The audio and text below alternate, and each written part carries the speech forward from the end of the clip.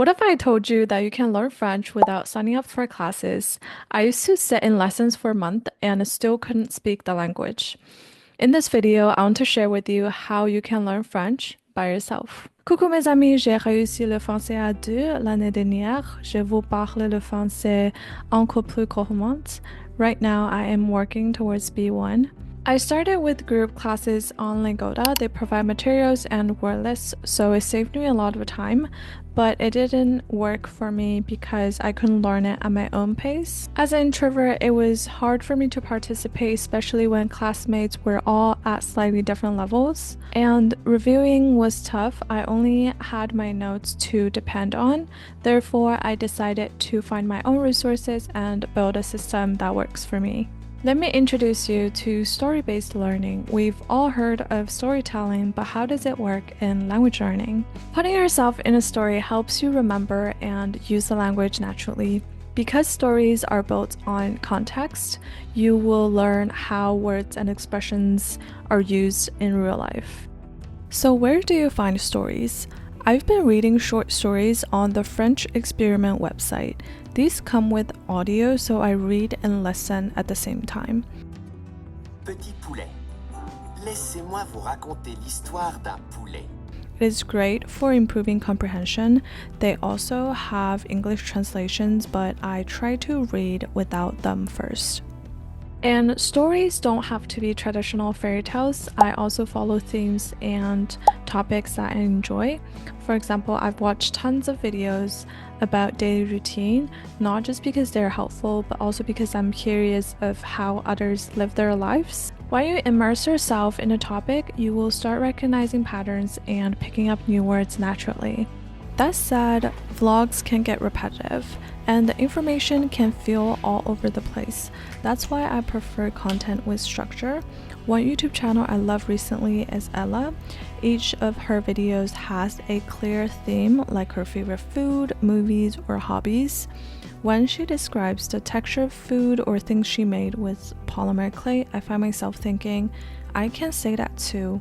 That's the goal of language learning, turning input into usable language. I've spent a lot of time searching for beginner-friendly tools that actually help. Here's what I found.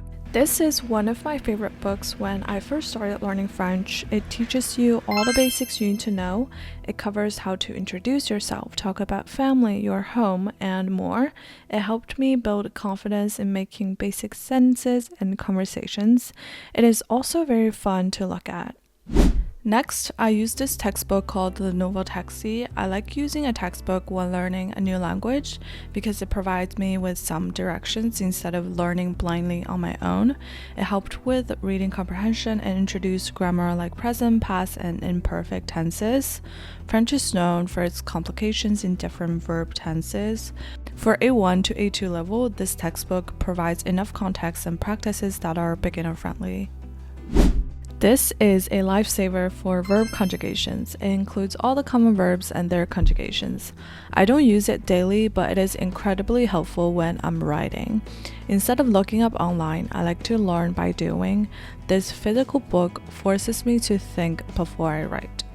One big mistake I made at first is I chose a famous book but underestimated how difficult it would be to read. Le Petit Prince was fun to read, but it has way too many advanced vocabs that made me want to give up. Do not pick classic literature as a beginner. Start with children's books instead, like Le Petit Nicolas, Maccabée Espion series, or even graphic novels. I'm currently reading one and it's been perfect for slow, steady progress. Once I had a solid grammar and vocab foundation, I shifted my focus to intermediate level learning. Babbel is my go-to app for learning French. The jump from A2 to B1 was real. After I've completed A2 level courses in Babbel, the practices got more challenging with lots of listening and reading questions. For new words, the definition is not in English anymore, it is mostly in French, so it takes a lot of determination and patience to get through each one of them. I also really like how it reminds me to review each time so I can go back and revisit things I forgot. With all the hard work I put into, the only way to see how much progress I've made is through podcasts. I like to passively listen to train my ears. I sometimes also look at transcripts when I listen. Here are some of my favorites: Easy French and Coffee Break French. The first one is entirely in French and feels like I'm eavesdropping on real conversations. They cover a variety of topics. Sometimes they share their stories on moving into a new apartment, other times they discuss cultural differences. They also post street interviews on their YouTube channel. Coffee Break French is more structured and has 17 seasons. The first season covers the basics and it gets progressively more advanced. The host explains everything in both English and French, which is super helpful for grammar. These are all the resources that I personally found helpful. Hopefully, you will like them too. Even though resources are important, don't forget to put in a little bit of work each day.